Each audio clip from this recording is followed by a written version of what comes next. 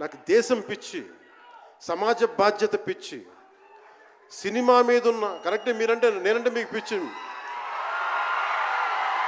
అలాంటి నేను ఒక మంచి సినిమా రావాలని కోరుకుంటే అది రత్నం గారి ద్వారా వచ్చింది. కోరుకున్నాడు ఆయన, నీతోటి ఒక బలమైన సినిమా తీయాలని. ఏదో ఆయన కూడా ముందు రీమేక్ వచ్చారు, అవి అటు ఇటు తిరిగి యాక్చువల్గా క్రిష్ గారి వల్ల ఈ సినిమా వచ్చింది. ముందు జాగర్లమూడి క్రిష్ గారికి మనందరం ముందుగా కరతాళ ధ్వనుల ద్వారా చాలా బలంగా తెలియజేయాలి. ఆయన ఒరిజినల్ ఫౌండేషనల్ వర్క్ మీద ఇది ముందు. వ్యక్తిగత కారణాలు, కొన్ని ప్రొఫెషనల్ రీజన్స్ వల్ల మధ్యలో ఆయన వెళ్ళిపోవాల్సి వచ్చింది.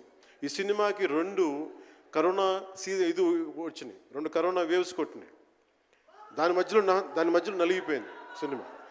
అలాంటి సమయంలో ఒక ఆస్కర్ విన్నర్, ఎక్కడో మనం ఆంధ్రప్రదేశ్లో చిన్న బడ్జెట్లో సినిమా తీస్తే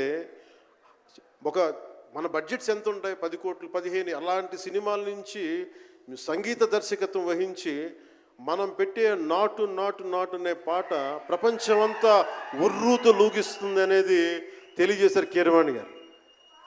అలాంటి కీరవాణి గారు నేను ఈ సినిమాని ఎన్నిసార్లు చేసే పరిస్థితుల్లో నిజంగా ప్రతిసారి నాకు నిరుత్సాహం ఉండేది.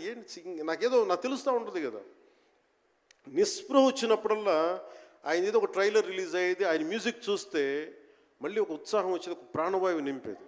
సార్, ఈ సినిమాకి ఈ రోజున ఇంత బలంగా ఆత్మవిశ్వాసంతో ఉన్నామంటే you are the hero sir. You are the true hero sir for us. Without Keeravaniji's music this is not Harihara Veeramal.